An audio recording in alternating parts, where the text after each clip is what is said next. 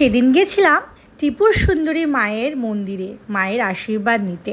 আমাদের বাড়ির থেকে একটুই দূরে, আর গড়িয়া থেকে আসতে গেলে বোড়ালগামী অটোতে বোড়াল হাই স্কুলের সামনে নেমে দুপা হাঁটলে মায়ের মন্দির। কেন পিহুসোনা 5 মাসে পড়লো যে। আমার শ্বশুরবাড়ির নিয়ম অনুযায়ী 5 মাসে মায়ের চরণামৃত্যু মুখে ছোঁয়াতে হয়, সেই সূত্রেই মায়ের দর্শনে আসা।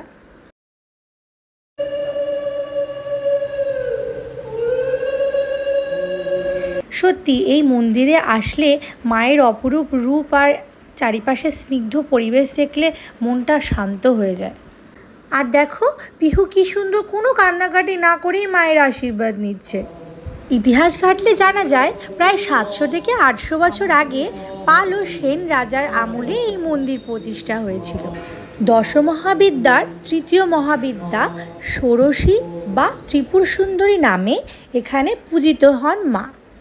এরপর পুজো শেষে মায়ের গর্ভগৃহ থেকে আমরা একটু বাইরে বেরিয়ে এসে বসলাম আর চারিদিকে এত সুন্দর মনোরম পরিবেশটা একটু উপভোগ করতে লাগলাম।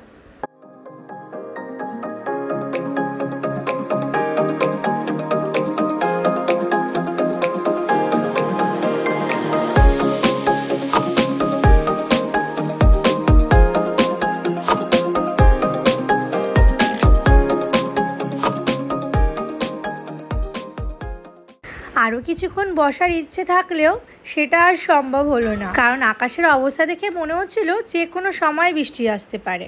তাই তাড়াতাড়ি বাড়ির দিকে চললাম আমরা।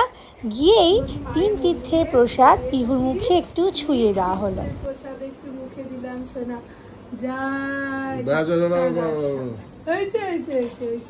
চলো আজকের ব্লগটা তাহলে এখানেই শেষ করছি। সবাই ভালো থেকো, সুস্থ থেকো। নেক্সট ব্লগে আবার দেখা হচ্ছে। Till then tata.